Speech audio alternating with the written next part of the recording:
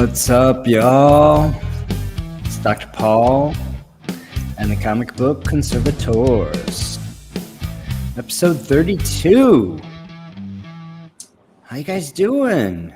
Doing good, man. How are you? Man, it's great to see everybody back together in one place. I know. I've been gone for a bit. Yeah, I've been busy flying around the world. Yeah, gotta earn money so I can buy comic books. Well, at least you got your priorities straight, man. Of course. It's great to have you back. Captain Larry from Flying L Comics in his California studio, which we haven't seen him in, and it feels like a month. I know. It's been a month, I think. It might be longer. Yeah. Seeing you in hotel rooms and in Germany and Yeah. Well, we're gonna be live from the Collectors Summit, I think, next weekend, aren't we? That's my plan. You gonna be there? Phil, you gonna be I there? think we'll be there. Shelby, we want you there, buddy. I know, With us in you know, spirit. life happens, man, and sometimes it sucks. Yeah, I know. Sometimes you get the bone, sometimes you get the dog. It's great having a Louisiana cat here just to give us these funny aphorisms. But before we get to our guest host, Phil, how are you? Phantom Restoration.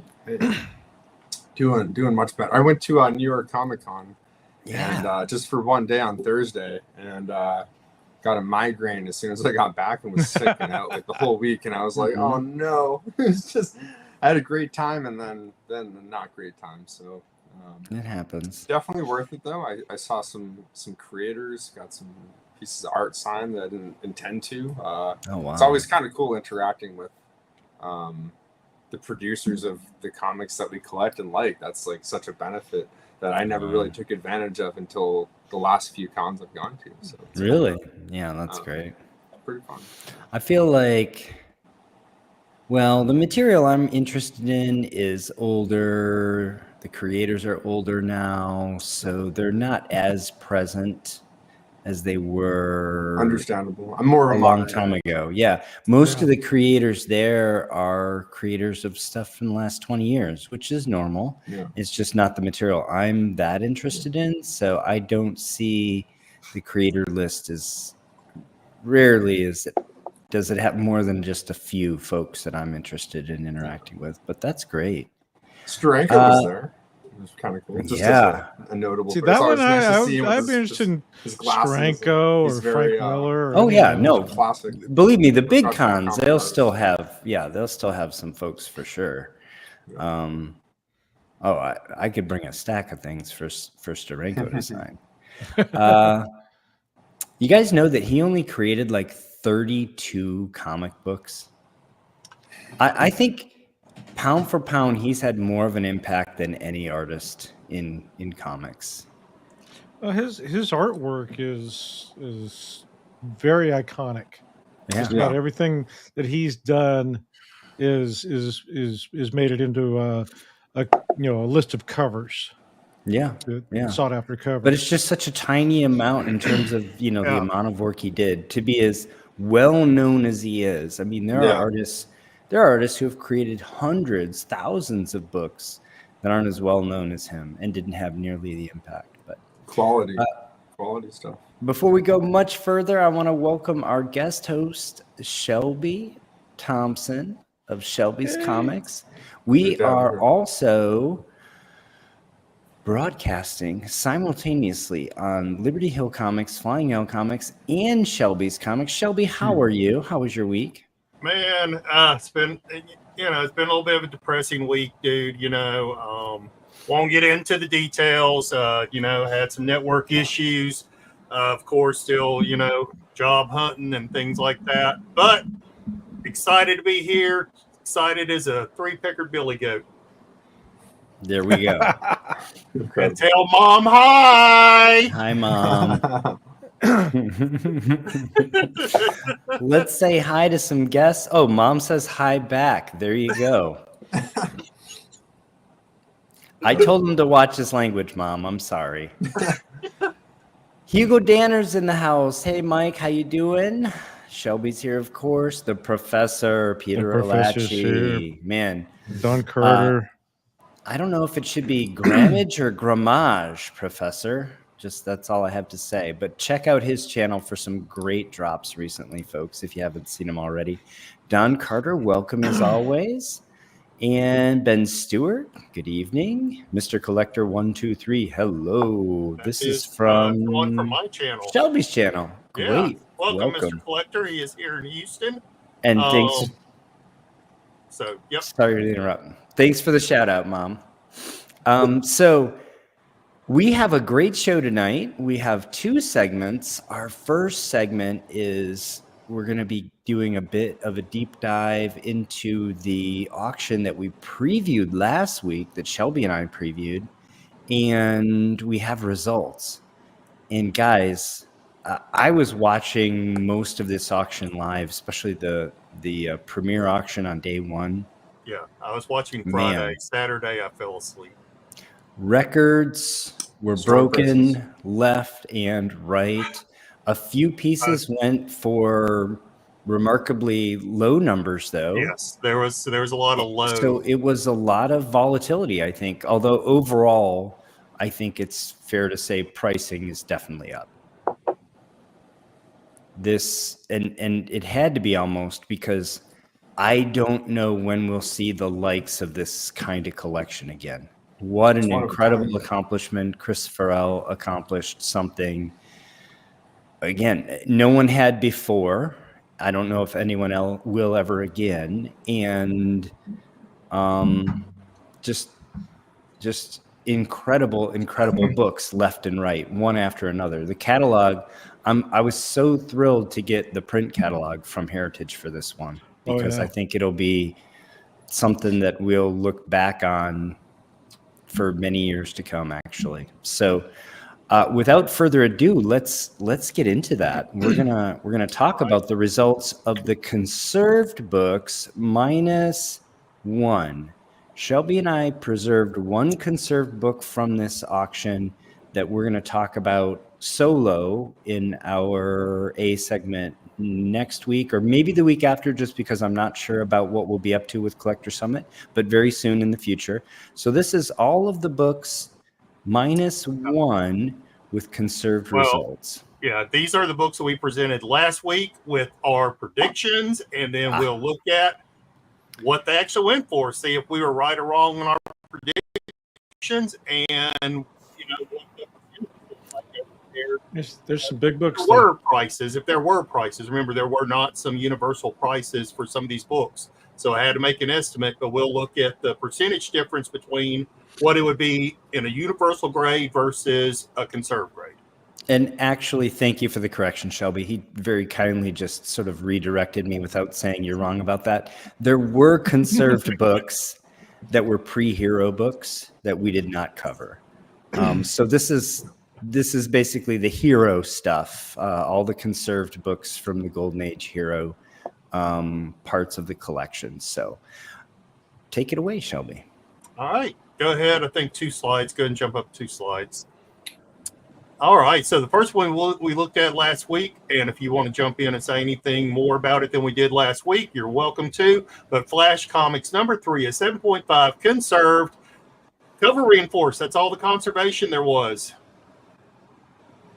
There was not a 7.5 in the census. We had some older values for 8.0 and 7.0. Anything else? We had an estimate that it would go between $35,000 and $5,000. Do you have anything else on this one, Paul? You want to? Well, why don't we get our hosts that weren't here last week? Yeah, those guys. Go ahead. I don't know if either of you watched it or if you memorized the hammer prices, but unfortunately, maybe you can I was speculate working here too. I would say I think 3,500 is probably fairly accurate for this. So I wouldn't be surprised if it was just a little bit higher, only because these early Flash books are that's what I said scarce. Too, yeah. I know how scarce issue 2 and obviously how issue 1 is, but I don't know quite after. But this isn't a terribly recognizable cover to me. Even like if you had to tell me what was in the cover of Flash 3, I would have I would have had to really think about it and probably would have come up with the wrong answer. So based on that, at a 7.5, that's pretty nice. I wouldn't be surprised if this went like 4,500, $5,000. Yeah. We should say too that before we move on, we talked more about Christine Farrell, Chris, as she preferred to be called, last week. For those of you that missed it and want to check that out, there's actually, again, just a fascinating woman, a fascinating collection, and NPR did a write-up on her. But check out our video from last week for better coverage than NPR. So, Shelby, how did we do? Well, click the button and see, my friend. Way off. All of us way off. Only $1,800. Wow. Now, I took a rough, so to come up with my universal price, I could have taken an average between the 8.0 and 7.0, but I felt like that was too low for this book. Yeah. Given that in 2018 it went for $5,400. So I capped it around for Universal 5,000. So if we were to take that as an idea of what a Universal might go for, I think a Universal would go for a little higher. I do too. We are looking at 37% of Universal value. Yeah. Well, when we talked about it, I think when we talked about it, if I remember correctly, I was kind of being conservative. Skeptical. I was pulling us down on a lot of these, and I was pulling your range down on a lot of them, especially ones that don't have hero covers. Eye appeal. Yeah, the covers. Yeah, some of the covers more well-known. There's nothing on that cover that jumps out at me. It is a Sheldon Moldoff cover, but it's just not the subject matter we're usually interested in. Yeah. But these are the books that tend to be more difficult to find. Oh yeah, the census count on this is pathetic, right? Yeah. Well, this is one of those books you're going to wait a decade for it to come around again. Yeah, and my mind too, initially with the 5 is that I had a suspicion that pre-hero detective cover books that also, there's some of those, there's nothing going on, or it's like an action scene, but like the action just passed, and those go for very healthy prices. So I was thinking Flash could too, but Flash isn't Batman, and it's not related to detective comics so prominently, and so I can understand this. Yeah, and detective is the granddaddy title, right? I mean, that's the title that National launched with. So, well, I mean, I wasn't in there bidding on this one. I was saving my dry powder for the All-Stars. Shekels. Had there not been so many really incredible copies of All-Star Comics that I had to reserve myself to be in a position to bid on, I would have been bidding on this book. And I would have been happy. Of course, I wouldn't have been the winner at this price because the winner was the winner at this price. I would have had to be at least an increment above to have any chance. But I think the winner of this book should be very pleased. I agree. It's an attractive copy. Well bought. And not for nothing, I agree with you too, Shelby. In Universal probably hammers north of $5,000. So I agree. But since we don't have that data to go on, I didn't feel like the median or the mean was appropriate. Yeah. So, well bought here. Well bought. Yeah.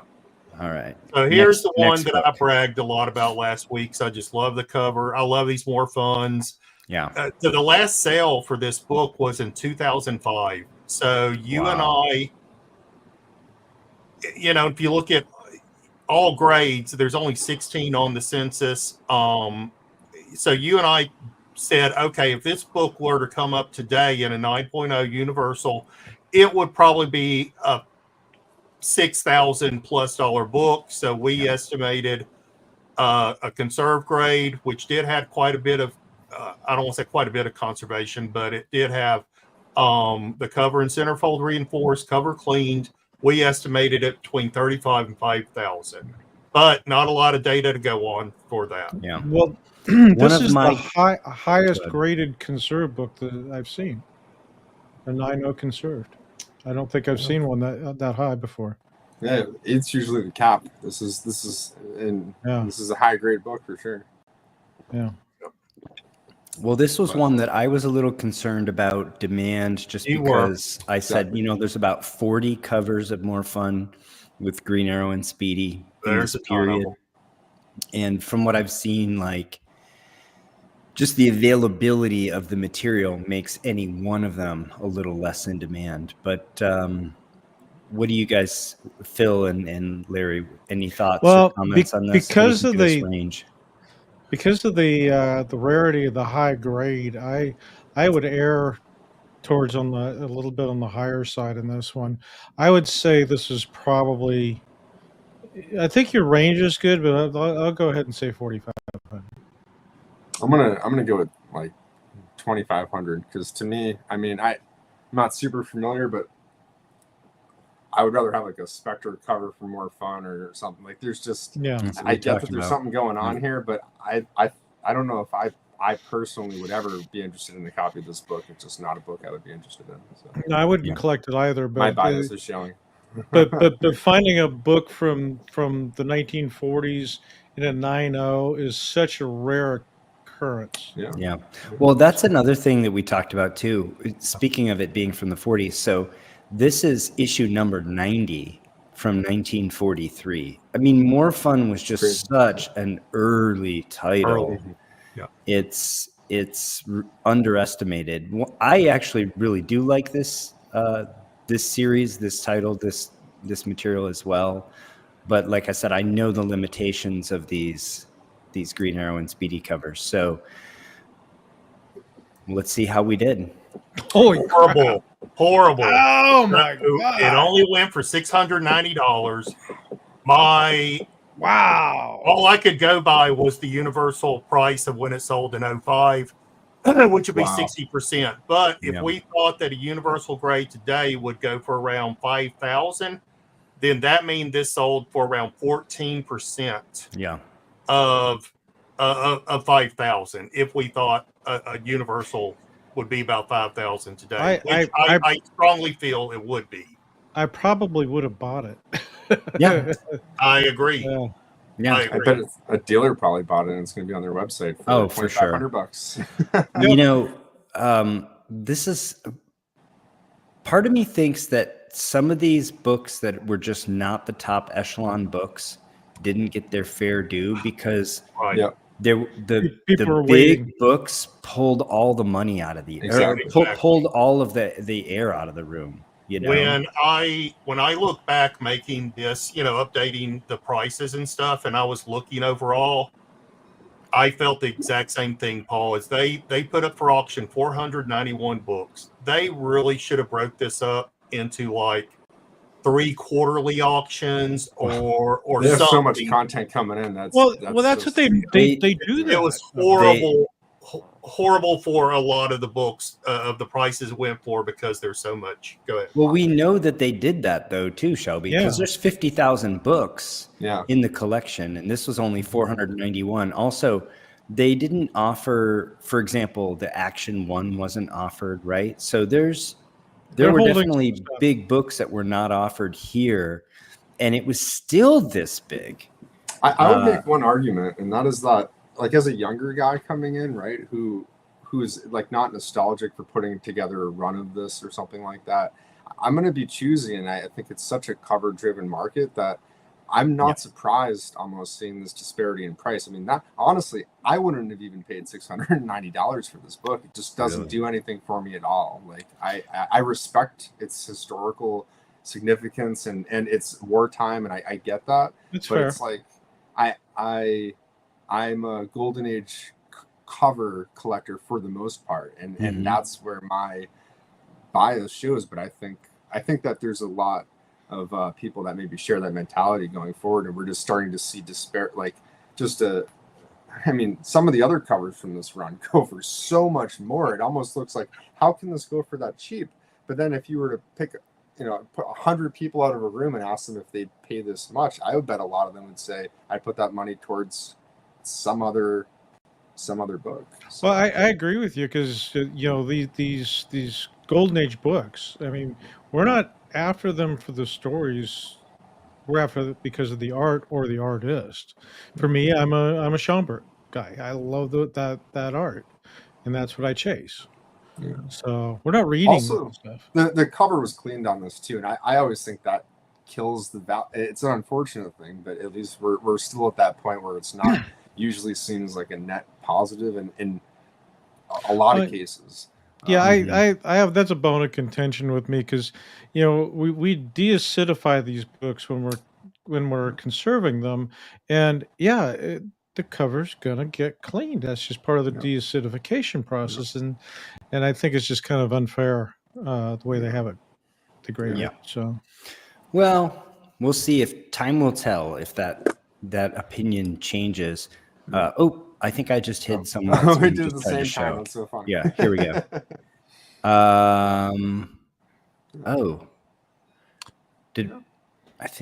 Okay, sorry.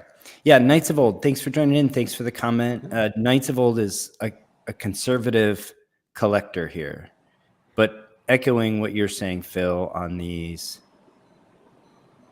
Although Rick Nestor has a differing opinion, saying that these are the cat's meow. And so while there's some people in the chat saying this seems underpriced, it is going to be, there's going to be varying opinions. But also, even if you're interested, it's like, where's your cutoff point? And even people that would like this book might look and say, well, for $700 plus $800 and change, there is this other book I've been thinking on my list, and maybe this is beneath that in the total.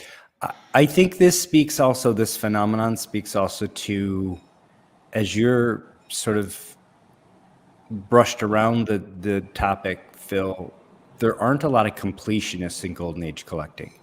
Not like there are in Silver Age or Bronze Age collecting, right? Yeah. There are some of us, and my thought immediately is, this book here, I'm sure, is worth a ton of points in the CGC registry. Somebody got about 10 points per dollar with this purchase. I'm just guessing. Jeez. And that is a bonkers amount of points in the registry per dollar. So, but they're just, if I were trying to do the more fun registry collection, or even like the more fun superhero covers, sub collection. Yeah, you could do a Green Arrow Speedy more fun. Like you said, it's like 40 issues or something. If you were trying to put together that run, this book right here would be a home run for you. And it would, like I said, it'd be worth a ton of points, and it would be something that differentiated your registry collection from others. But there just aren't that many people focused on that. Not as many people are completionists in the Golden Age as they are in some of the others. So, yeah. All right, so we got a lot more to go. Yep. This is one that we bragged a lot about because the Starman cover, beautiful, 1942, Adventure Comics number 72. We did not have anything in the census for an 8.5, so I took a rough average between the 7.5 and 8.5, even though these have some old sale dates on them. Yep. You and I estimated between 6,000 and 8,000. First Simon and Kirby DC artwork. Go ahead. I thought it'd be stronger than the others just because there would be somebody looking to bargain, fish for the first Simon and Kirby work at DC. And it is a great Starman cover as well. So this is one that I felt could bring stronger pricing. What do y'all think? What do you think, Larry? I've been way off for the last two. So. Now he's twice bitten, third time shy. Yeah, I know. I don't think it's that high. I think you're overestimating in this one, but I love the cover. I don't think the interest for the first Simon and Kirby is as great as you think, but I could be wrong. For me, I like the Starman cover, but I wouldn't pay that money for it. So I'm gonna go on the low side. I'm gonna say probably between 4 and 5. I was gonna say 3, just because specifically the notes here. Not only is the cover clean, but the interior is lightened. I think that might throw someone off from wanting this copy, even though it's a very attractive copy. And I only say that too, second to, as far as I know, a lot of Simon and Kirby people, it's the romance that they go for. That's the and so this is technically Simon and Kirby, and it's a cool cover. But I also feel like I've seen this around, so I wouldn't be surprised if you can look and say, oh, there's actually 3 other copies available, and maybe the notes here deter them. So I could see a sale of $3,200 on this. All right, Rick Nestor, thanks for joining and commenting. By the way, Rick, 1,200. And my buddy David, the Starman, says one of my favorite Starman covers. I could absolutely see that, although there are some buttes.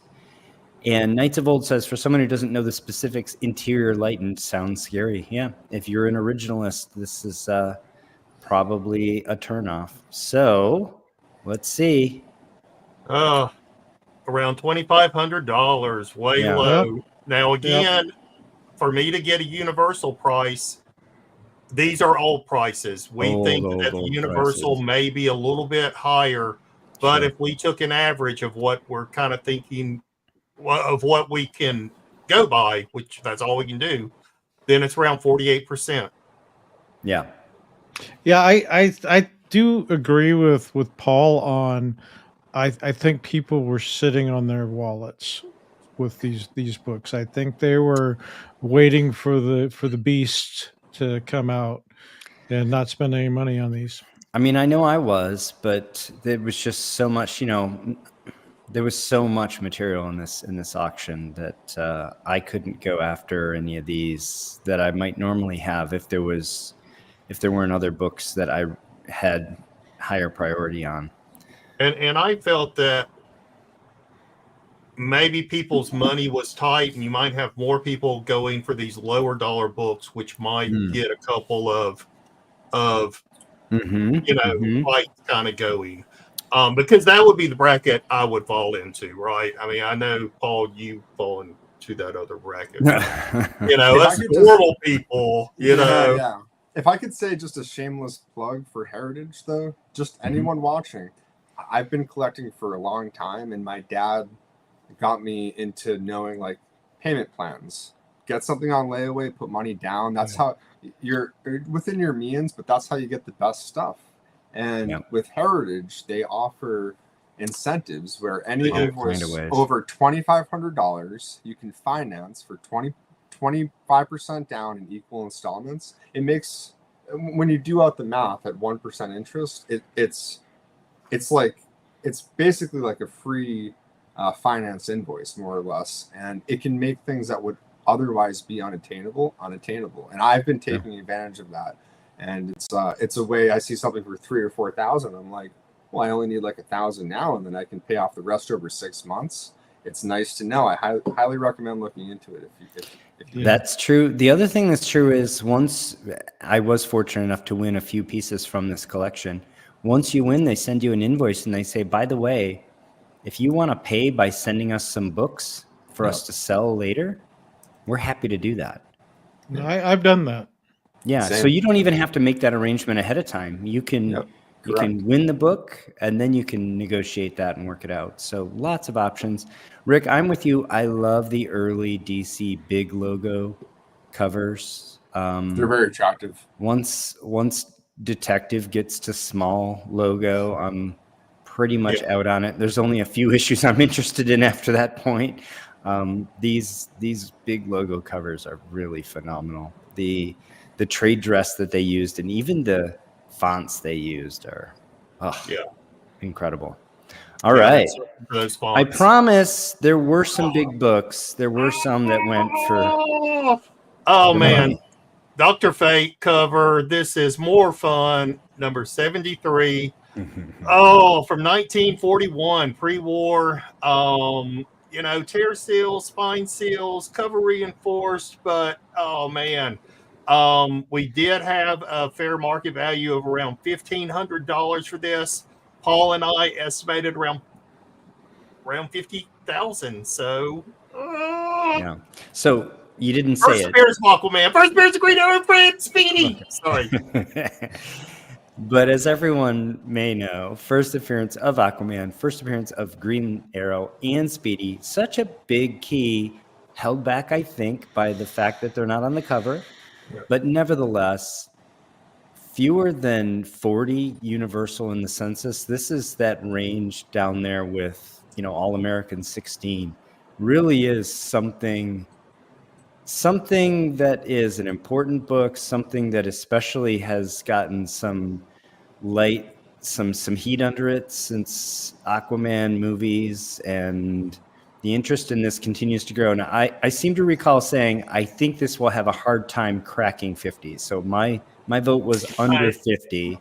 Yeah, I think so too. But I said I think it gets close, because where else are you going to get one? And where else are you going to get one that presents this well? And this one has a lot of eye appeal.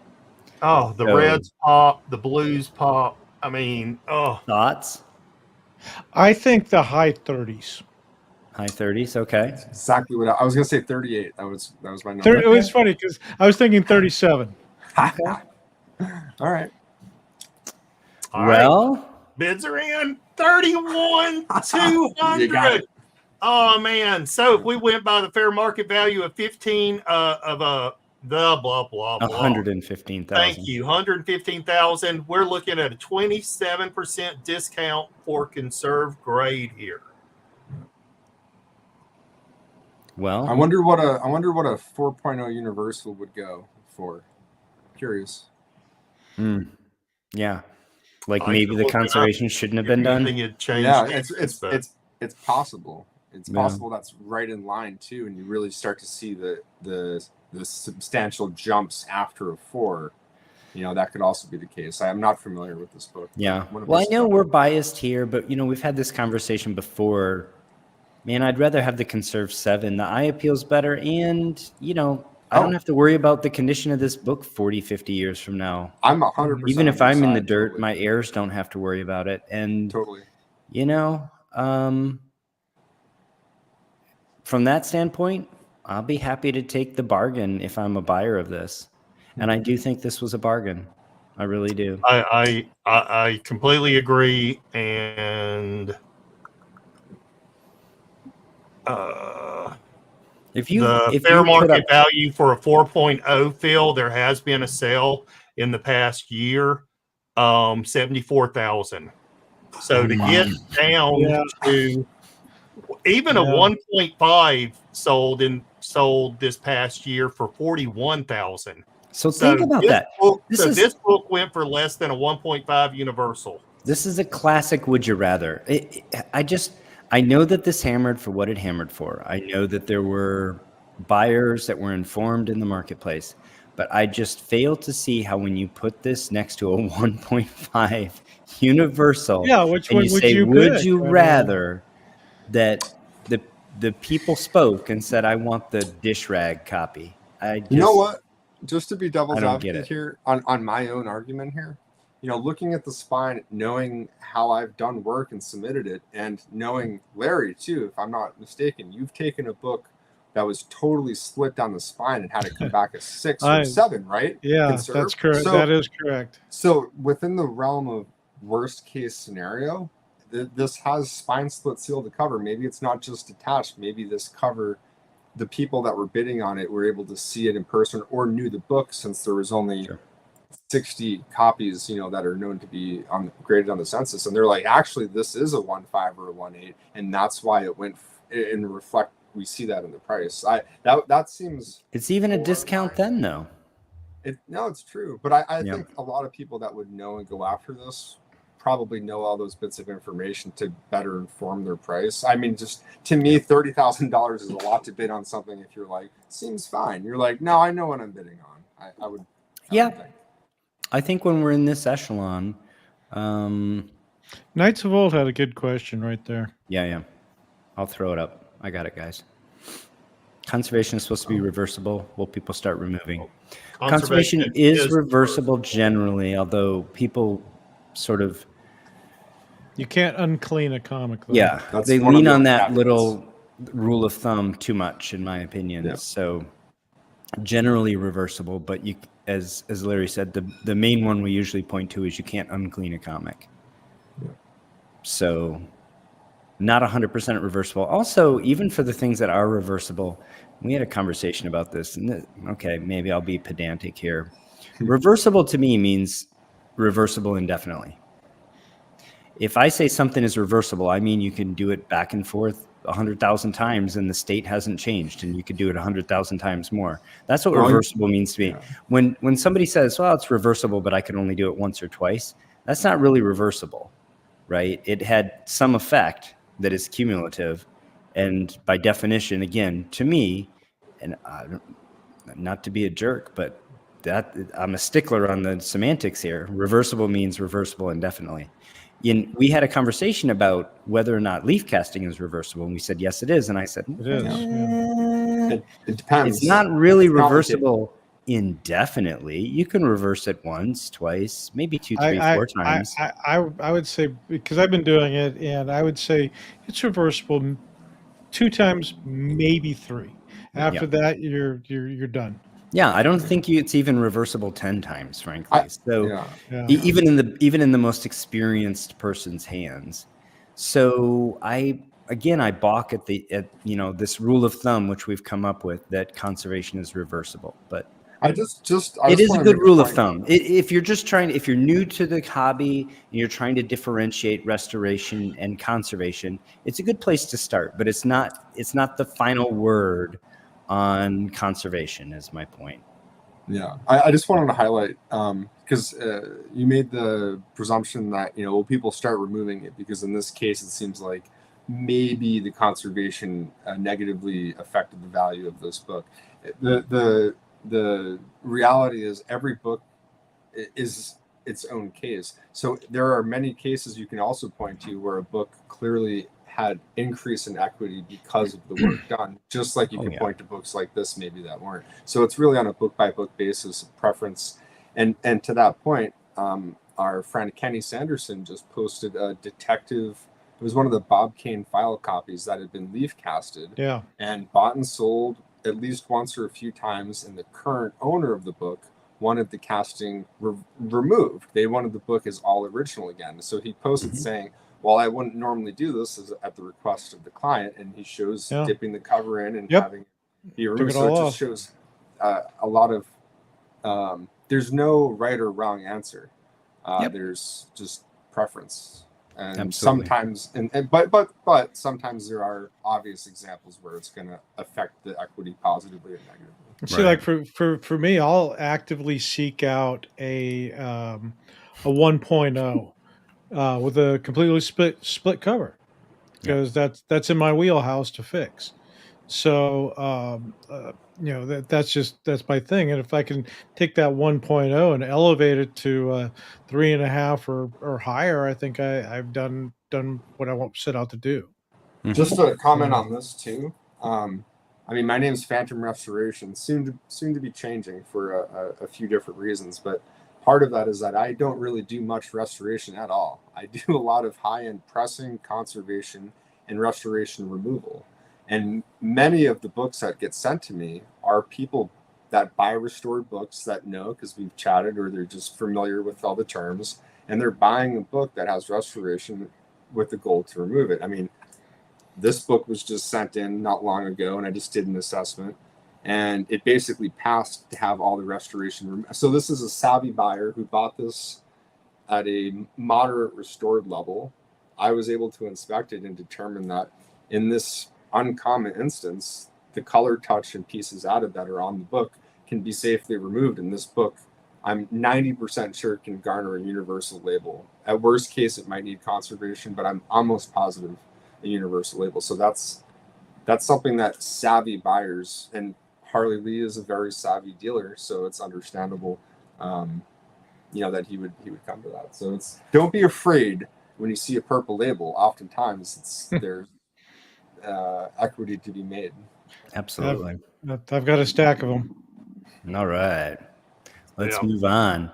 All right, this one was I bragged interesting. about. Yeah, this is one I bragged about. Leading Comics #1, second appearance of Green Arrow. Several first appearances, Seven Soldiers, Vigilante. First appearance, Seven Soldiers, but first Vigilante and Green Arrow cover. I love this cover, bright yellow. The only conservation was cover cleaned. Right. What's a 9.4? Again, that's the highest I've ever seen. Yeah, and we don't have any. There was no census for anything above a 9.2. The 9.00 sold 18 years ago, but we do have a fair market value of 8.5 that sold this past year for $9,000. So we thought about around $10,000 is maybe this would be at. Thoughts? I am going to go with 2,800. Oh, that's funny. I'm gonna go with well, if an 8.5 went for $9,000 within the last year, and I'm looking at the census 60, I'm gonna go like $6,000. Now that might even be high, but for leading one, the first cover for Green Arrow. First one, man. Wow. 6. All right, I'll stay. This is great. Star Spangled Kin, Crimson Avenger. Oh, 6,500. My response to that, Shelby, is who? Who doesn't know the Star Spangled Kid? All right, we're gonna find out. $7,800. All right, so I just went ahead and threw in our 10,000 guess as like our universal, since there's not a universal or a universal price for 9.4. Roughly 78%. I would think that if a 9.4 universal was to come up, you're probably talking about a $25,000-$30,000 book, which would make that percentage drop. So, but anyway, that's me. Maybe. What do I know? What do I know? Yeah, maybe it's also 15. Oh, and then this is 60, 65%. Either way, that's a strong price for a conservative. It's a strong price. It's a beautiful book, but not. It's. We talked about this too. Leading comics is not a title a lot of people are chasing. No. I checked. I believe there are only 2 registry collections. The registry, CGC registry, allows you to just chase the 7 Soldiers of Victory issues, which is the first 17. Someone correct me if I'm wrong, but the first so many. And I think there are only 2 registry collections of these books. So leading comics, 7 Soldiers of Victory. I think Captain Larry summed it up. Who? Yeah. It's not something that's super chased. On the other hand, it is the second superhero team in all of comic books. It's 1 year after the JSA are formed over in All-Star. And again, first cover for Green Arrow. And it's a nice looking book. Actually, all of the 7 Soldiers covers are really well executed, iconic covers in this title. So I'm happy to see this. I think this was a strong price, and it could have went for more, I believe, but I think this is a good price for the conserved. Hard to say what this would have been if we're trying to speculate in terms of, cover cleaned. What would this have been in a universal? Really tough. So I think it was a fun auction. Yeah. All right, Good so result. Superman collectors. We've got this one, which I loved. Superman number 12, patriotic, 1941. We did have a fair market value of an 8.5, selling for $4,600. Dr. Paul and I and there's a lot of comics. There's a lot of these. There's 204 in census. We guess $25,000 to $3,000. I thought it might go higher because I love the patrioticness. Paul kind of ixnayed me a little on it. So. There's just so many of them out there, and I think your price actually is fairly accurate. I would say about 2,500.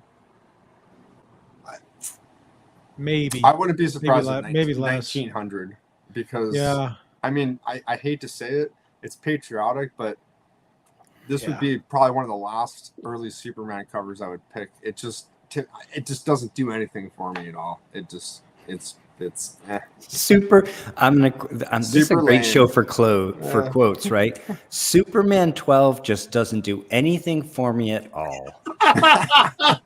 It's Superman 12, I'm a Phil. Batman guy. It doesn't. I don't. Yeah. I hate to say it, but once you get after 10, even like, it's just. Oh my gosh, we've got a lot of jaded folks in the show tonight. Wow, We do. It's freaking Superman 12, Phil. So this to me is more of a team cover. cover. My goodness gracious! You knew that you could get full screen if you just all you had to do was hold that up. See, that's cool. Exactly. You got some planes flying. You got the running towards you. There's a little bit of things missing with it. So this is in my pile of stuff that I'm putting back together. So that's. Larry, are you going to sell that one when you're done? I don't know. I kind of like it. Yeah. So it's a cool cover. Beautiful. Yeah, black. it's a cool cover. It's a cool cover. It's an O'Brien cover, is why I asked. It is an O'Brien. I might be a buyer. It'd be fun to own. It'd be fun to own something you worked on too. So that I'll give you a family discount. Yeah, that'd be fun. All right, so this is one of the few we were completely wrong on in the opposite direction. So go ahead, Dr. Paul. $3,600. All right. So, if you look at fair market value, I mean, we're only talking about a 78% decrease. I think the white cover, I think the Patriot, I don't know what got this a little higher than others. I just know that I feel like this is finally a conservative book that got what it deserved. Yeah. I stand corrected. Beautiful book. It presents well. Again, this is where I think the Golden Age market is. Great covers, patriotic themes, wartime stuff is really breaking records. And so I'm not surprised at all by this price. And who doesn't love Superman with semen? All right. This is one that we went crazy over. I mean, come on. Action number 1939. 39, man. Just a year after, the debut. Only cover clean. Consecutive Superman covers begin. The first Ultra Humanite appearance. There is a fair market value of some sales, and quite a few sales we've had over the past year or so for $4,000. We thought that it would hit exactly 4,000. So, and this was one where I said the Schuster cover is something that's going to sell this book.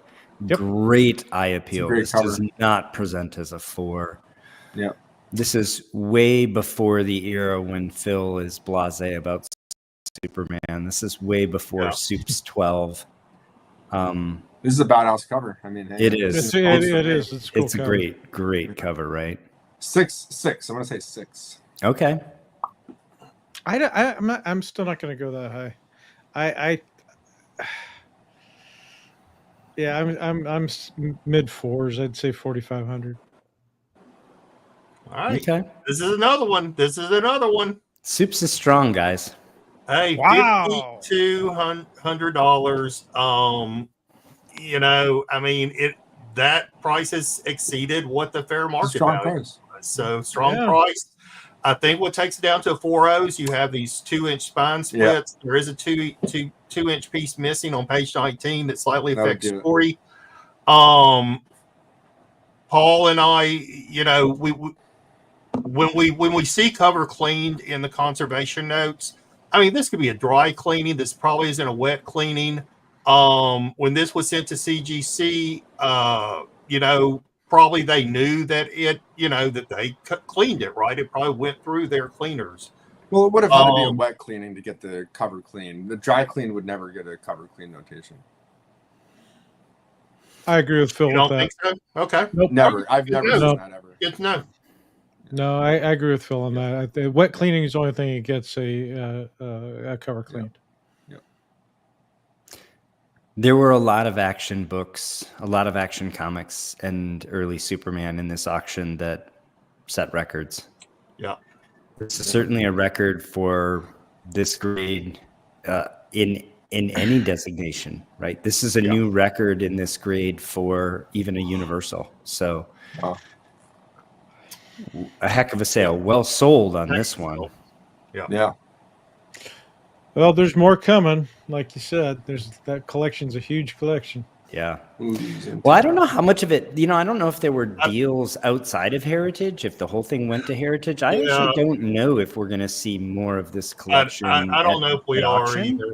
I feel like that they took like the best ones, and that's the ones they graded. That's the ones they sold. I don't feel like, and that's my own personal feeling. There's nothing that's been said in the press or media about that. Generally, you if you're gonna sell it through Heritage, you're gonna probably put the whole collection of what you're going to sell. But she was a dealer. She was a well-known dealer. She did not die suddenly, so she had time to put her estate in order. And there may very well have been books that she had made deals or had promised to certain people. I don't know if we'll ever know.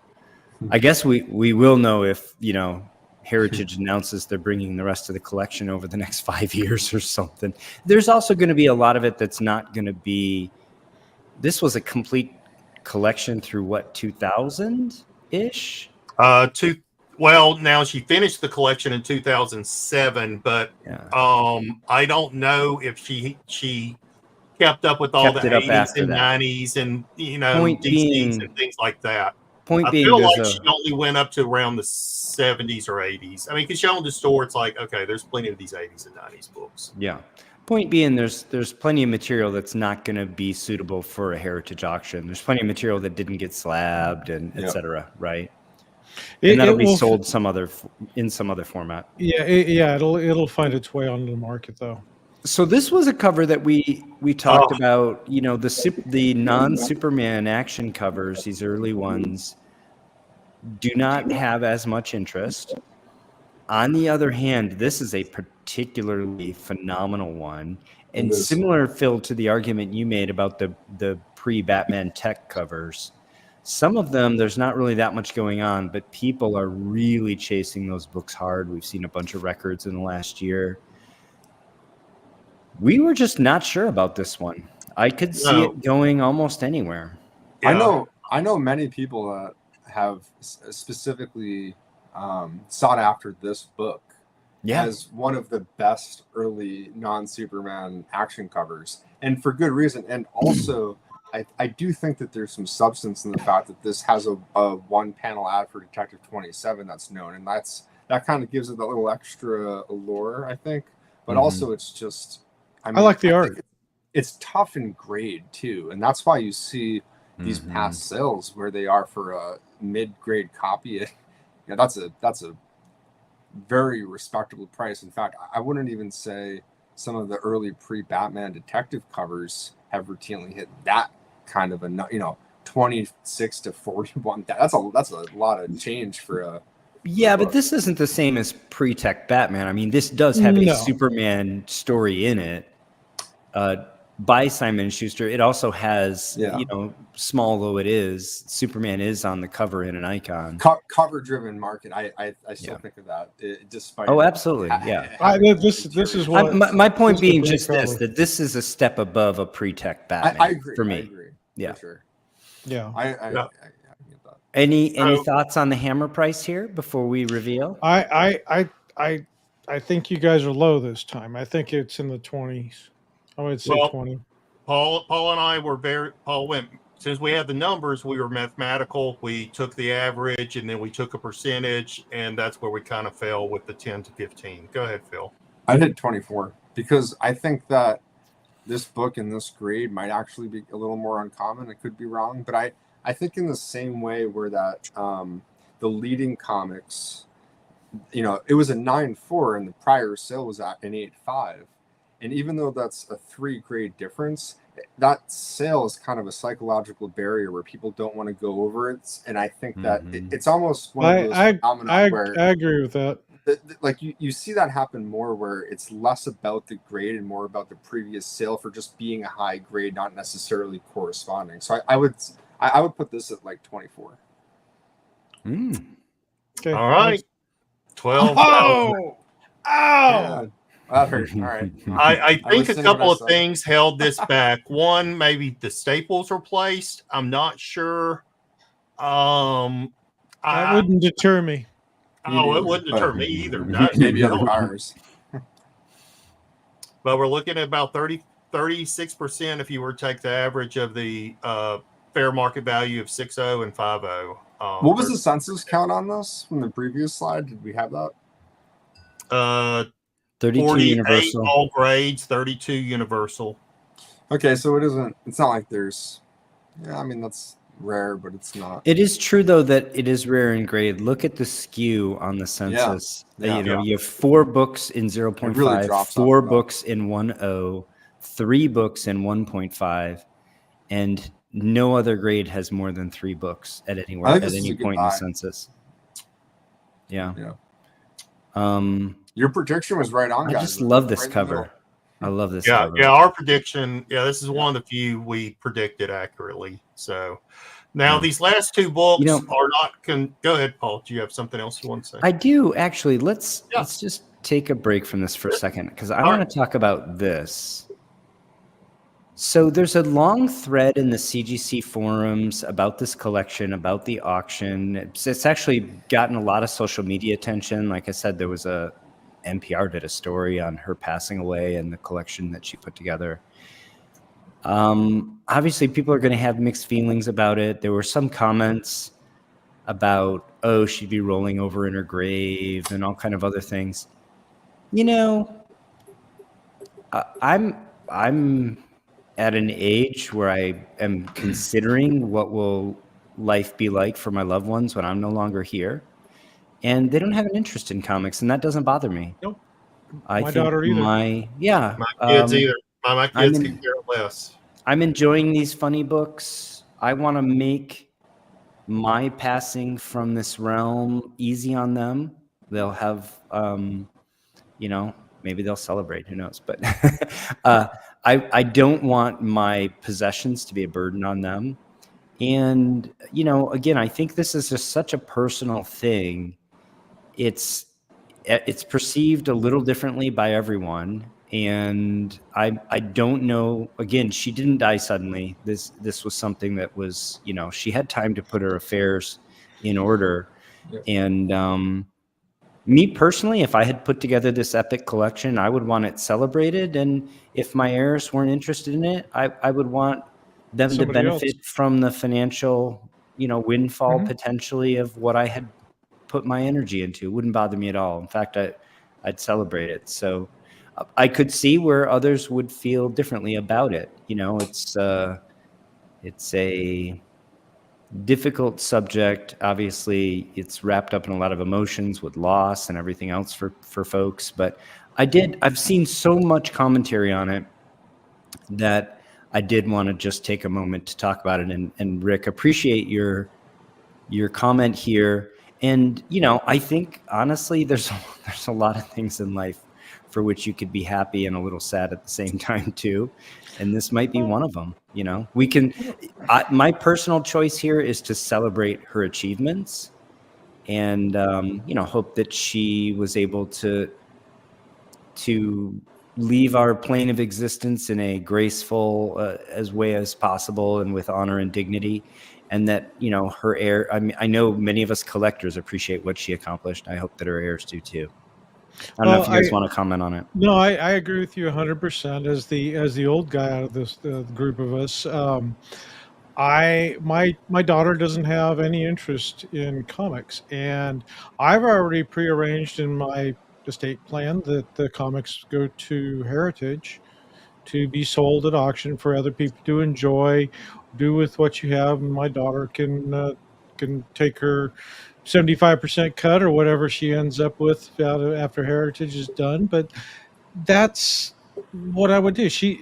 What's she gonna do? Cart them off to a garage sale? She knows better. So I've already prearranged it. I mean, it goes to Heritage, and that's that. I mean, it's That's life and death. Yeah, that's Yep. life and death. I mean, Yep. that's just the way it works. Yeah, and I'm friends with Conan Saunders at my comic shop, and they know what to do with my stuff when I go. So All right, enough said about that. okay, these last two books we'll go through really quick because they're restored, but they are I think in which a lot of the market value is based in some ways. We looked at this Superman number 1 8.0 restored. Oh, you know, there's no census, or there are a few things on census in 8.0 and 8.5, but it hadn't changed hands for us to know value. So we were guessing the last sale of Universal was 7.0 at $2.3 million. I mean, 800,000. if you were to do math, this should be an over $1 million book, even in reserved. I mean, even in restored grade. But we thought that we kind of half that. So, yeah, I think it's such a wild market. But a few thoughts. We know an 8.0 of this book is that 2.3 for the 7.0 was not an outlier. An 8.0 of this book is going to bring north of that number. It's going to be a $2.5 to $3 million book. Right. It wouldn't even shock to go for more than that. That's where this book is at now in the market. It is so rare in Universal high grade. It's definitely a well into 6-figure book, or 7-figure book rather. But I've talked about this before. Restored books have a ceiling. There's price compression on high grade restored books. And so my intuition told me there would be a steep discount on this from what a Universal would sell at, much more than is sort of quote unquote normal for restored books. On the other hand, it's such a low census book, somebody could chase it. This is one of the ones, and one of the other things that I mentioned here, though, that I also thought would hold this back. Over 100 in the census restored, only 77 Universal. This is one of those books for which it's literally more numerous in the census in restored than it is in Universal. And I said if it does fall short, it'll be because there's relative to buyers, there's a lot of supply here in restored. Oh, one thing, Phil, that I would have liked to have you on the show last week for. This is help us with the first, second, third printing. This is the professionally done. I thought they're including now a note about the inside, and so that you can tell if it's a first, second, or third print, or at least the difference between a first and a second.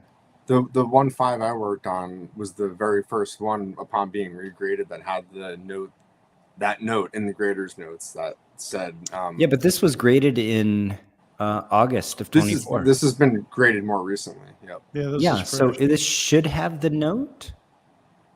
It does say it there. It says. Where is it? Does. It's page 32 says on sale June 2nd. So this is an on sale June 2nd, not a now on sale. Which means this is a first print. I believe so, yeah. Okay. What do you guys think? Right. Larry already told us. I already blurted it out, 800. Okay. Phil, no fair looking. What it hammered for? Yeah, I'm thinking...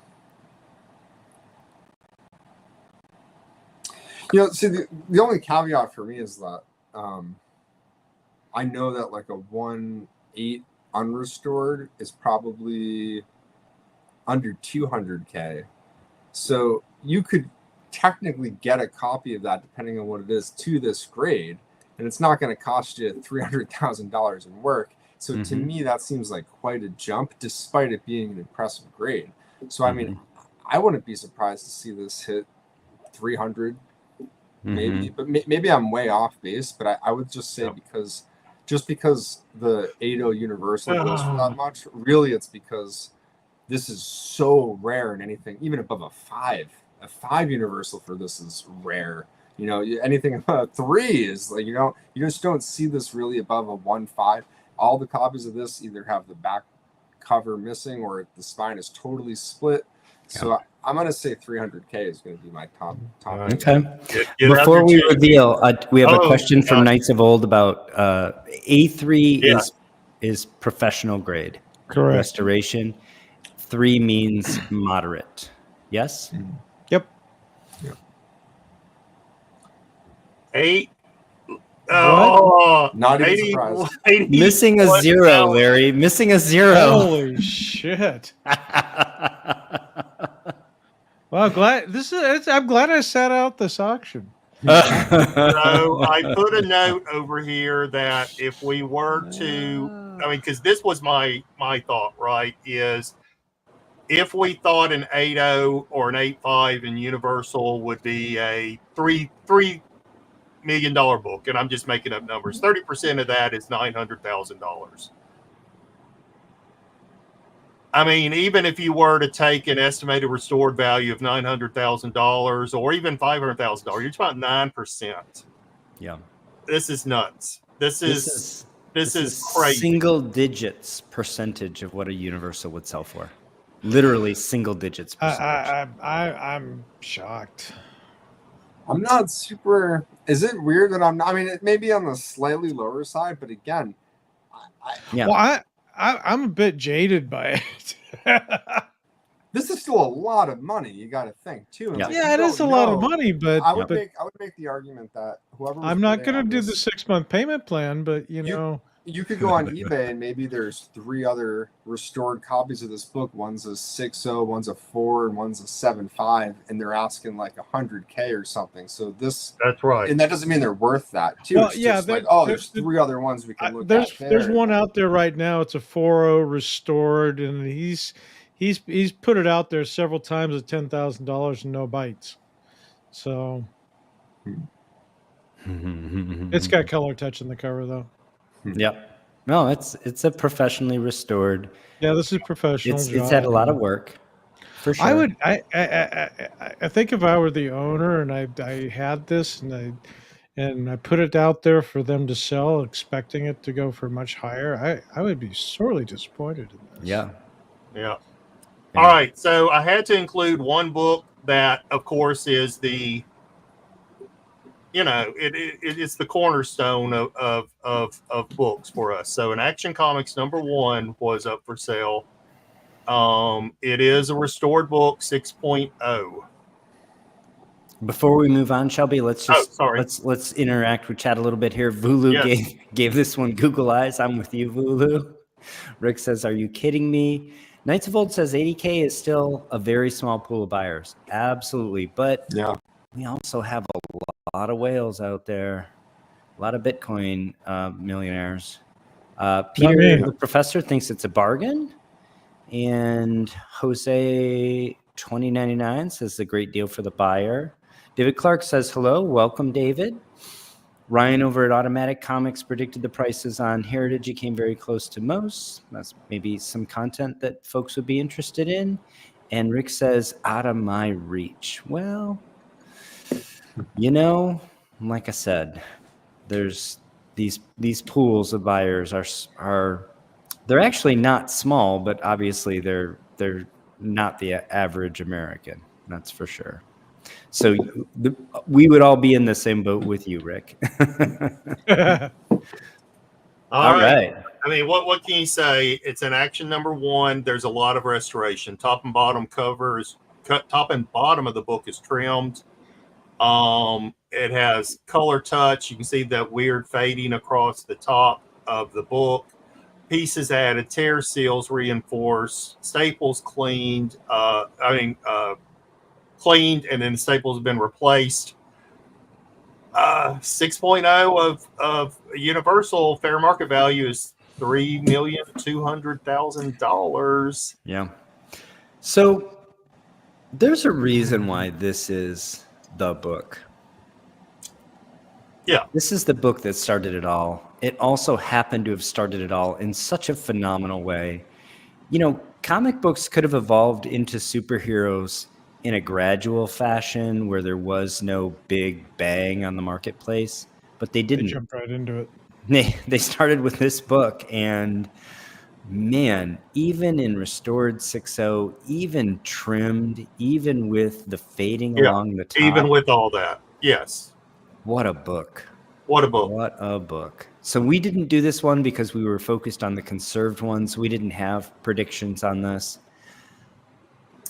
Where are you guys at on this? I don't know. Everybody's dumbfounded by the results. After the last one, that one stung so badly. I just I'll say this for it. You know, this is not a book. This is truly rare. This is not a book that's more numerous and restored than it is in Universal. Yeah. We have 44 Universal, 33 restored, 1 qualified, 3 conserved.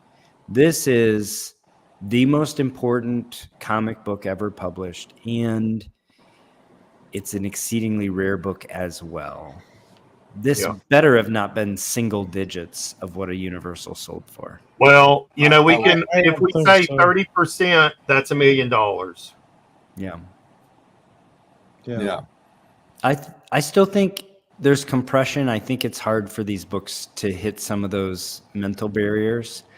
So I'm going to say it's not going to hammer for $1 million.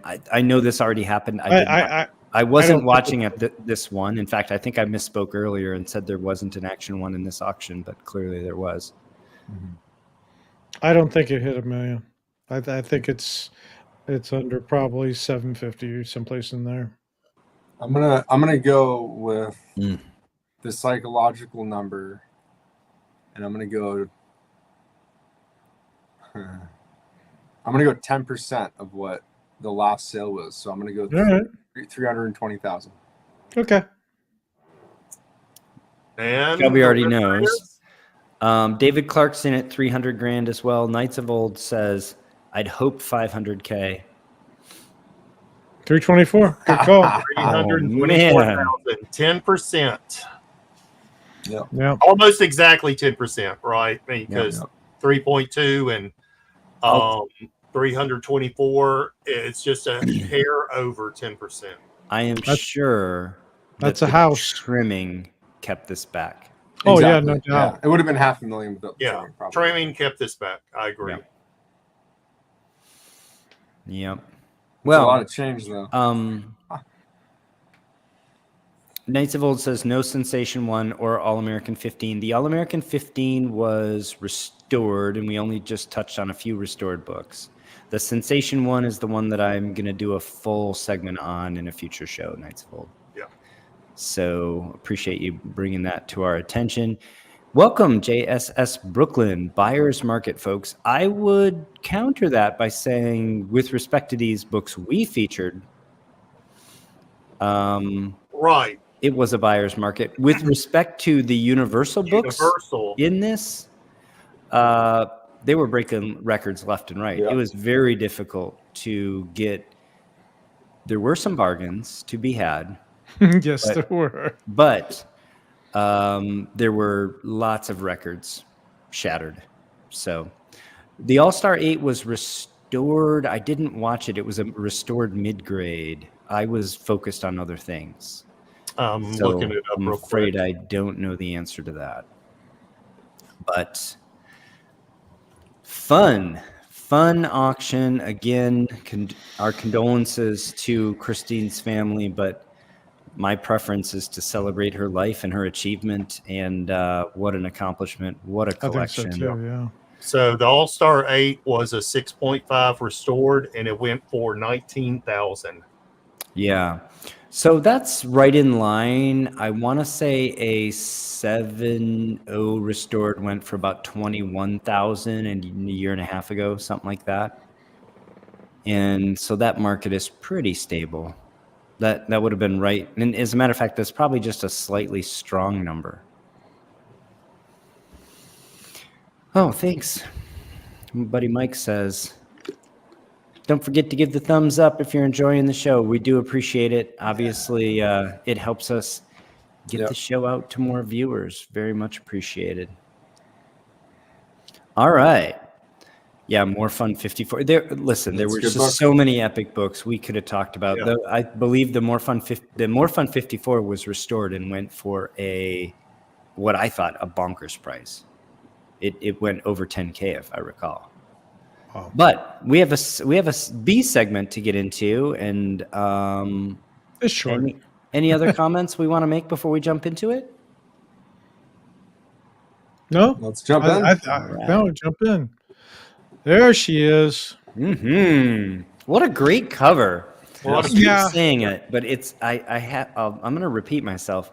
Captain Larry, one of his gifts is in finding great projects. Just really is able to find material with so much potential and then show us how to wring the potential out of it. So I'm super excited to see what you have to show us here. Yeah, this one came up at Instagram. I got to plug my local comic shop, AON Comics. Dr. Paul follows them as well. They have a live sale every Wednesday here in Sacramento, and Brian Pete's the owner. He's been doing this for 40 plus years. He's a former professional football player, and this is his hobby. Anyway, he is an expert in Golden Age stuff. So I talk to him frequently, and this is a book that came up as one of two. I have another Master Comics. I believe it is number 26 with Captain Marvel Jr. ringing the Liberty Bell. And it's pretty much in a similar condition. Now, this one, when I looked at it, the cover was split in half. It was detached. There's tape in the lower corner of the spine, and clearly you can see the moisture damage. So I like working on stuff like this. Yeah, but it also had good bones, right? It's complete, very close to complete.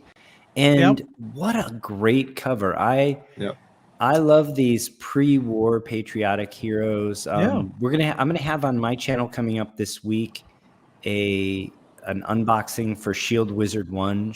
The Shield, of course, is the very first patriotic superhero, debuting a full year before Captain America. But all of the comic book publishers had somebody, and Fawcett had Minuteman, and it's great. Yeah. What is not to love? This cover is beautiful. I mean, suspend your disbelief for what the rope is actually tied to here next to the cliff. But the composition is amazing. The colors are amazing. I like the colors. The colors are great. Exactly. Absolutely. You got the war bonds thing, and I mean, it's and of course my favorite saying is I always look for meat on the bone. Yeah. And this one had it, and I snapped it up. All right. Well, let's get into that. All right. So there's no recent sales except for the 5.0. And that was $1,300 loosely, give or take. And that was a heritage auction. So there's not that many out there. Unfortunately, I didn't get the census count, but it's pretty low. I want to say it was like between 20. It was less than 30. You have here only 10 graded copies. Oh, there it is. I did put it down. Okay, 10 graded copies. There you go. There's the answer. So there wasn't much to go by on value, but I got a good deal on it. What can I say? I paid $195 for it. Oh, very nice. So great buy. It was a great buy. So the moisture damage is significant. Fortunately, it was contained to the cover only, so I was happy about that. So lucky. Yeah, it's ugly. It was a nice clean break, which is very similar to what I'm used to working on, especially like the Men's Adventure is the same thing. And I knew this one had potential. I knew I could clean it. The tape residue, unfortunately, that's just hard to get out of it because it just embeds itself into that paper. And being on a white rear cover is you just can't get it out. Yeah. I looked at it and I couldn't do anything without doing significant damage to the book. Sure. So anyway, here was my action plan was to remove the stains, deacidify the book, the cover. Normally I kind of change things around. I would try to remove the tape and then deacidify it. And I got to thinking about it. It is so filthy. If I try to put Bastine in there first, the stains would have possibly become permanent, depending on what it was. And I just didn't, and they would also be harder to remove. So I went ahead and deacidified everything first. Then I removed the tape, and as we'll see in the pictures, it comes out much better. It went into the blue light chamber, and then I did leaf casting on the vacuum table. So, David Clark, thanks for joining and for the question. We're going to get to that. So this is the interior. You can really see the prominence of the of the tape. I love the inside of that back cover. Look at Wow. Captain Marvel. Isn't that great? That Captain Marvel cover. I didn't even know it was there, and I look. Hey, this is pretty cool. That's incredible. Yeah, it was interesting. Yes, you need to sell me that Captain Marvel Jr. I'll go ahead and say that now. Yeah, after it's done. Oh, I want to do it. All right. So this came out of a collection. I believe Brian paid over $1 million for the Winter's collection. Wow. And it was 35,000 books. He's gone through it. But here's his notes on it. It was a 1.0 cover detached, moisture on cover, supple off-white pages, companions of 3 begin. That's a storyline. Mm-hmm. And this is May 1941. It's pre-war, as you had mentioned. So go ahead and we'll skip on to the next. We'll wrap this up. So this cover is wet. The whole thing is wet because I deacidified it. I did not dry it. Then I applied Bastine to the wet cover to keep any form of tide lines from migrating rapidly. But like I said, it was cleaned. So I used Bastine, removed it, scraped the glue off, and re-cleaned that one particular area that didn't get it.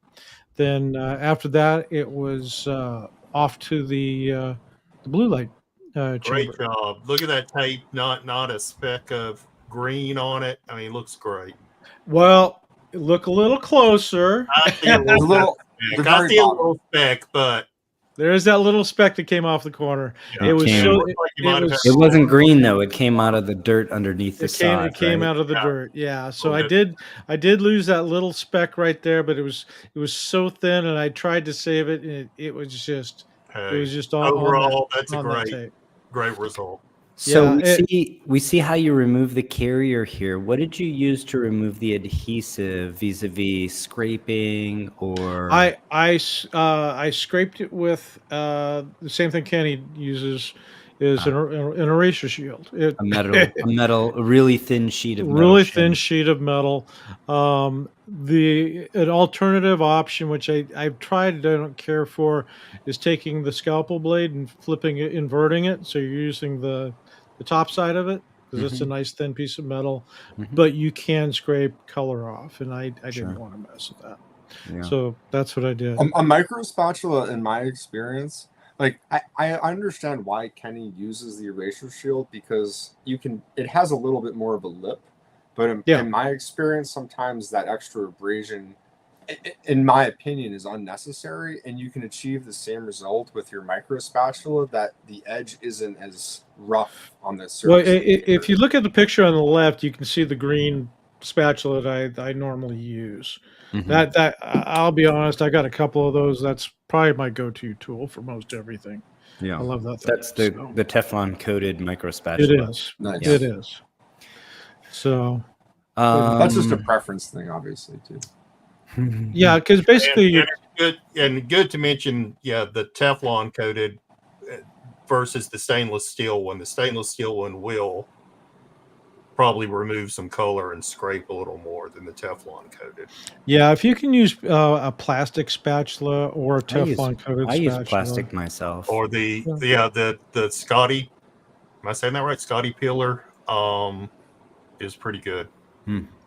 Yeah, the plastic spatulas, they were great, but I lose them. Bronzeville Comics, thanks for joining. Appreciate having you here. Mike says, holy moly, love the Tom Tyler movie ad. I mean, what a time to be alive, right? Yeah. Knights of Old says, scientifically speaking, how does the tape stain the paper? Similar to dyeing the fiber. So tape is actually consisted of typically of at least 3 layers, even though we kind of perceive it as just a thing. So the plastic layer on top is called the carrier. The adhesive is what sticks the carrier to the paper.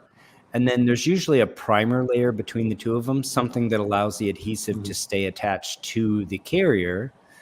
More sophisticated tapes can even have more layers than that. The adhesive itself is essentially kind of a gel. So it's still sort of liquid state, just in a very viscous condition. Similar, in fact, to the way that, like, I don't know if everybody realizes this, but I know some people learn this in grammar school, but glass is actually a liquid. So we perceive it as a solid, but it's just a very, very, very, very viscous liquid. And you can measure glass panes in, 200 or 300-year-old glass panes, and they're actually thicker at the bottom than the top because the glass is flowing. Wow. So I didn't know that. The tape carrier is a semi-solid, but it has within it embedded some liquids. What happens is those liquids, they will actually leach from that carrier down into the paper over time just by diffusion, and they leave behind solids, and as they enter the paper, they affect it, and then typically they can crystallize, the paper can be sort of made brittle from the inside out, because once they get in the paper, they can crystallize. And most people, I think, have seen really old Scotch tape where it sort of turns yellow and the adhesive actually turns into like kind of a crystalline crust. And the carrier falls off. And the carrier can just fall off because it's no longer adhesive. So the problem is that the adhesive, if it's just sitting on the surface of something, it just turns into that crystalline material. It can be, cleaned away. If it's actually diffused into the paper and then crystallizes while it's inside the paper matrix, that's where you get these problems where not only do you have the really bad discoloration, but you can also have physical disruption of the paper itself. It can embrittle the paper and destroy the paper in the same way that any liquid that turns into solid phase can disrupt a matrix and cause damage. So if you're just like pressing a book that has tape on it, you're probably not, doing a service for the comic. In fact, you're doing the exact opposite. The tape is already causing damage, so you're kind of accelerating that in a way.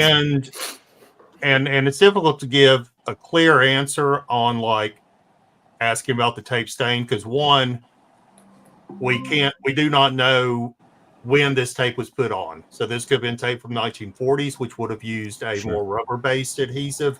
It could have been tape from the 1970s, which would be a different type of adhesive. Right. And each of those act differently. It could be a very expensive tape like Scotch tape, right, which are known for having, good quality tape, versus a cheap dollar store brand tape, which would have less quality and could probably use have adhesives with a lot of impurities in it, which may harm the paper more. Sure. So it's actually best to have you hope that it's high quality tape, because you kind of know what you're dealing with there. And I think got lucky here with this one. Also, Fawcett wants you to be an American? Just in case any kid potentially buying this book was thinking, maybe I don't want to be an American. I want to be a Move to, communist. move to Canada. Yeah. This was I want to be a Don't do that. Canadian. and Bronzeville says, not sure 1941 was a time to be alive. I prefer not living through world wars. To be fair, we were not yet engaged in the World War. We were coming out of the Great Depression, and we were, as Still a not country, good. I think, doing quite well, although obviously on the brink of something much darker. But anyway. Next. All right. So people have asked me several times. I talk about my blue light chamber. This is a box basically made out of mirrors and plastic shelves. I can do 8 wraps at a time. There's 9 panels in there of 450 nanometer blue lights, which is just the frequency that I think is the sweet spot. It doesn't destroy your colors, but it does take some of that brown tanning away. So everything in this book was brittle, and it was brown. And so I gave some more life to the paper and removed a lot of the tan. So Did you say it was brittle? yeah, some of the corners were fairly brittle on this, especially, but they come back, they recover. Sure. So, Yeah. So you did do a deacidification on each of the pages? absolutely. Okay. Yeah, if you're gonna deacidify a book, you do the whole book. I mean, For sure. what's the point sure. if you doing it? And if it's going to become clean, you want everything to match. So was it hard to get all these mirrors off the ceiling to make this? No, they was all crusty glue, so they fell right off. It was leftover panels from when he did the ceiling, so it was easy. So, yeah, Cost zero. So Leftovers. it's a charming little box that lives in the closet in my workroom, and in fact, it sits right here behind me. But I do use it fairly frequently. So this is a 16 wrap book. So this is what the results look like. I was pleased. All the stains Nice. came out. Beautiful. The back cover looks great. I mean, you can't get rid of that tape residue. It's impossible. But for the most part, it looks much better. It presents really well, I think. Next slide shows the interior, which was significant on the stainings there, and that's whites. Yeah, big difference on the Huge difference. Yeah. So great work. Yeah, really happy to get the stains out. Especially the interior of the front cover here. Yeah. Just across the top in the corner and even the tanning, it's amazing. Just really makes that ad that much more intense. Yeah, it really does pop. It pops. So then from there we went to the vacuum table. So people have asked about this. There's a video on how I built the vacuum table. I poor boy a lot of stuff when I'm building things, and I try to figure it out in my head. And so this is what I came up with. It's a wash tub with a laser grid on top, and I just create a vacuum chamber with a shop vac. And you know what? It works pretty good. Mm-hmm. So in the other panel, this is where I'm joining the pieces together, and I still was really, because you got a bunch of different colors and trying to find a good match. The interior color is not as important as the exterior. So and that was basically about it. And Larry, couple questions here. So you use silkscreen for a substrate, yes? Yes. Yeah. And you have silkscreen and Shelby then, for that one. Yeah. Do you have silkscreen and then Hollytex, or is it just silkscreen? So you're right on the silkscreen here. Just silkscreen because you're dealing with a vacuum. How? And it sucks down through. Basically, I lay it out, a piece of silkscreen, lay the pieces down. They're wet, of course, and then I straighten everything the way I like it. Turn on the vacuum on low. I have a variable speed shop vac, and I just adjust everything, position everything, and then what you're looking at is a singular piece of silk screen. I'm sorry it's blurry for everybody, but it's and then I just apply the slurry in between it, and basically what you also are really not seeing in this picture is I have two magazine bags covering the areas I don't need, so all of the vacuum is being pulled just into You can the center. just see it on the top. There's a tiny Yeah. gap On the there, top. and that gap that you see at the top that's off Yeah. book Yeah, is the there's a gap between the two pieces of plastic. that's correct. There's about a half-inch gap through the whole thing, Mhm. and I use that to pull basically force all the vacuum in. So, Larry, and how pull much of everything the in. cover was actually missing? Yeah, that's what I was about to ask. What did you have a fairly large Do you have gap? a gap here? I'm I not, thought it was a not clean. nothing. Probably nothing. It's just a clean split. Yep. Phil's right. It was a fairly clean split, but for this to work, you have to give it a gap, Yep. and it could be in this particular case is about a 1/16 of an inch, Okay. because you Just got to have enough. something for that leaf cast slurry to be pulled into. Mhm. To Otherwise, bond it doesn't work. So why leaf cast rather than traditional Japanese paper, tear seal here, or spine split? Seal? It's a very fair question. I can use Japanese paper, and I've done stuff. In fact, the Wonder World comic, I did a leaf cast just like this.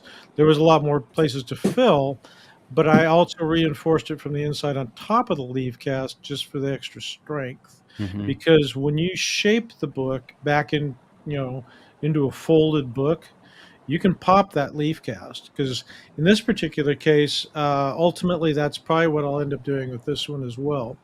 The bond, because it's only a 1/16 of an inch of grip, and I can't do a double-sided leaf cast on this without really interfering with the colors, because The art on the cover. Yeah, sure. I like having that lap on everything. I can lap it on the inside because you don't see it.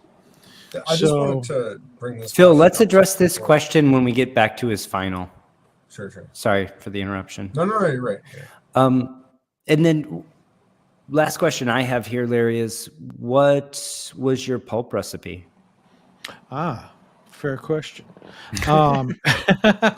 I used the Abaca paper, and I used the professor's method of coloring it with tea. Nice. And I also used Formation Aid for the first time. Okay. It's a little bit different of a texture. Yeah. Oh my gosh. I almost said that's what she said, but I didn't say that. So yeah, you just said it. You guys are welcome. So the Formation Aid is I'm going to hold judgment on it till I've worked with it a little bit, because you use too much of it, you end up with a runny snot. If you use too little, it doesn't work that way. One thing I have noticed when I made the slurry with the Formation Aid, it rapidly separated into, I put it in clear, the fluid at the bottom and the solid at the top. And that was something I was not prepared for. But it does work. That's actually one of the reasons why they suggest not using only Abaca as part of your pulp, that you should also add other types of paper that would be like some smaller fiber paper. I agree. Things like that. So I've been mixing it with flax myself. I was about to say flax. A cotton linter would be okay too. Larry, and let me clarify too. One other thing I did is I did pressure cook the paper fibers. Very cool. Did you do any beating of the fibers as well? Yes, I pulped everything. Basically, I boiled it down in the pressure cooker, and then transferred it to the blender with the pulping blade in it. Shelby and I had a conversation the other night, and he made a very good point. of creating a pulping blade is to basically dull the blade on a grinder. The other thing was, as I was looking at the particular blender I did, I could have flipped the blades over 180 degrees, and I would have had a flat side You of a would have blade. had the dull side. Don Farnsworth, Don Farnsworth recommends that for prepping pulp. He believes it makes stronger fibers and stronger paper. In fact, not just believes, actually has data. It is published data demonstrating that it's stronger. Yeah, you don't want to use the sharp blades because you're actually going to be cutting the fibers, and that negates you using Abaca, which is long fibered paper, and anything else, right? Because you're slicing up, and you want them long. Yeah, coming up with a recipe to answer your original question, it's still on the learning curve. Sure. And I don't have a worked well for you. Syringe works great. That's my go-to tool for this. Awesome. It's definitely something that it's a continuous learning curve. I don't have a set recipe. I am going to be hopefully soon migrating to a submersion table for leaf casting. That's going to change everything. Sure. So awesome. Well, let's get to the results. And there it is. So it's back in one piece. I'm holding it to show that it's still stiff. We didn't lose anything there, and I'm really happy with the colors. Really beautifully done. And now I will tell you that I did this all in 12 hours. Wow. Yeah. So I came home off the trip. I needed to get something done for the show for a B segment, and I just started in on the cover. So the rest of the book hasn't been touched. There's still a lot more work to be done on this. I'm not totally happy with the leaf cast. I may redo it just as we discussed and remove it and try it again with a different mixture. So Knights of Old wants to know how did some of the reds become faded? I don't know if it's a difference in lighting. They do look a little less intense, I think, when we saw the side by side. In fact, maybe I'll just go back. Yeah, go back to the side by side because that's the finished. So I think what you're looking at is different lighting, because this was actually underneath I have studio lights. So the clean covers, that's under the studio light. Where I'm holding it in my hand, that was a snapshot I took with my iPhone with no lights. So that's the difference. So when I'm looking at the front cover, her skirt looks pretty much just as intense to me. The master does look lighter. The blue across the top looks a little lighter. I will say that it is always possible to get a little bit of lightening when you do the deacidification. There's also a possibility of getting a little bit of lightening when you are doing tape removal, a little bit of lightening possible when you're doing the photo bleaching with the blue LEDs. For me, I think the bulk of this probably happens in a deacidification bath. I agree. And when you look at that trade-off, for me, it's an easy one. Exactly. I would take a little bit of lightning all day long to be rid of all that staining, and I mean, it's really a detractor. Yeah. In my opinion, I would say if the book didn't have previous water damage and it was just deacidified, there would have been a greater likelihood of the colors retaining total vibrancy. I say that because, as Paul noted, like the reds on her skirt are about the same, and from what I remember, there wasn't as much staining in that specific area.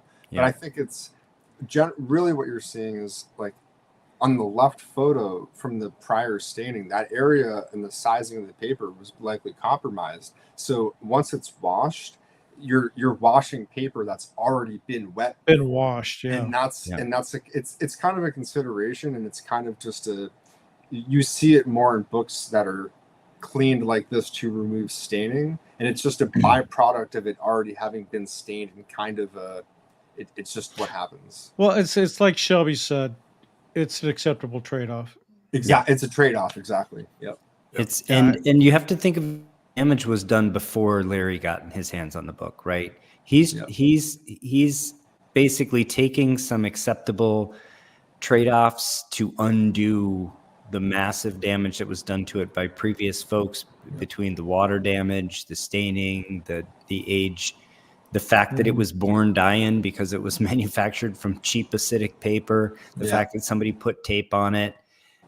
There's no real free lunch. Undoing all those things costs something, and here I think the cost was very reasonable. I think this book is dramatically improved. And bravo, Larry. This is a great result here. I appreciate you sharing it with us. Looking forward to seeing the rest of it. I know you have some other projects you're excited to get. Yeah, I've got the going on the channel soon. Yeah, I've got the Wonder World 9. It's actually done, and I thought I had it up here with me. It's downstairs. What a book.